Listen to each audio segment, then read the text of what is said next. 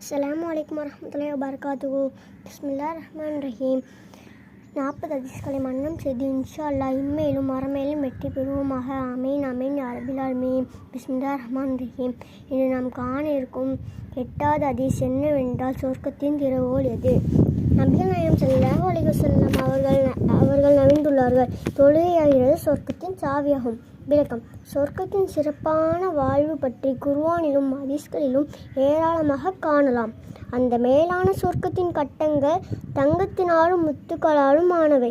மேலும் முத்துக்கள், மரகதங்கள், வைடூரியங்கள், பொன், வைர வேலைப்பாடுகள், சிம்மாசனங்கள், பறக்கும் குதிரை, வகையான பட்டு உடைகள், பல வகையாகனி வர்க்கங்கள், விதவிதமான ஆபரணங்கள், பாலாறு, தேனாறு, மது ஆறுகள், இன்னும் எத்தனையோ இன்பம் தரக்கூடிய காட்சி நிறைந்த அந்த சொர்க்கத்தை